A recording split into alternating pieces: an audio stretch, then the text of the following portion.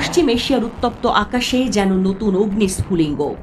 ইয়েমেনের বুকে শুরু হয়েছে প্রবল বোমাবর্ষণ, হুথির ঘাঁটিগুলো ধ্বংস হয়ে যাচ্ছে মুহূর্তের মধ্যে। মার্কিন প্রেসিডেন্ট ডোনাল্ড ট্রাম্পের নির্দেশে শনিবার থেকে শুরু হওয়া এই হামলা পুরো অঞ্চলে নতুন এক অনিশ্চয়তার ছায়া ফেলেছে। কিন্তু এই পরিস্থিতি বদলাতে চাইলেন রুশ প্রেসিডেন্ট ভ্লাদিমির পুতিন।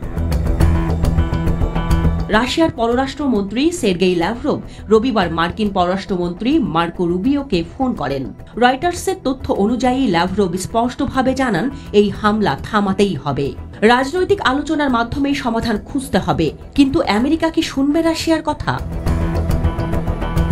ট্রাম্প প্রশাসনের দাবি, হুথির হামলার কারণে লোহিত সাগরের বাণিজ্য রুট বিপদে পড়েছে। ইরানের মদতপুষ্ট এই গোষ্ঠীকে দমন করতেই আমেরিকা শক্তি প্রয়োগ করছে।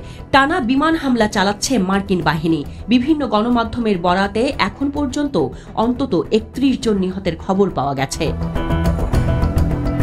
কিন্তু এই হামলার মাধ্যমে কি আসলে ইরানকেও সতর্কবার্তা দিচ্ছেন ট্রাম্প? কারণ হুথি ইরানের সরাসরি সমর্থন পায় এবং এই হামলার পরপরই ট্রাম্প তাদেরকে সন্ত্রাসী উল্লেখ করে বলেন, হুথি থামো, না হলে আকাশ থেকে নরক বর্ষণ হবে। আর ইরান, তোমরা যদি হুথিদের পাশে থাকো তাহলে তার ফল ভালো হবে না।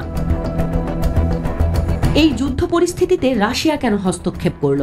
ইয়েমেনের হুথি বিদ্রোহীদের বিষয়ে রাশিয়া দীর্ঘদিনই নিরপেক্ষ অবস্থানে ছিল, কিন্তু এবার তারা স্পষ্টভাবে আমেরিকার এই হামলার বিরোধিতা করছে। ল্যাভরভের ভাষায়, এভাবে রক্তক্ষয়ী সংঘাত চালিয়ে গেলে কোনো পক্ষই লাভবান হবে না। এই যুদ্ধ থামাতে হবে।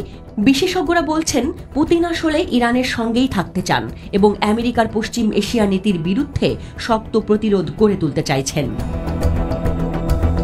ইয়েমেনে এই হামলা কয়েক সপ্তাহ চলতে পারে। ট্রাম্প এটি আমেরিকার নতুন কৌশল হিসেবে নিচ্ছেন।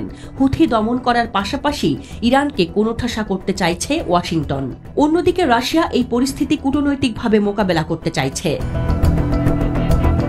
রুশ মার্কিন সম্পর্কে এমনিতেই উত্তেজনা বিরাজ করছে। ইউক্রেন যুদ্ধের কারণে ট্রাম্প প্রশাসন বরাবরই রাশিয়াকে চাপে রেখেছে।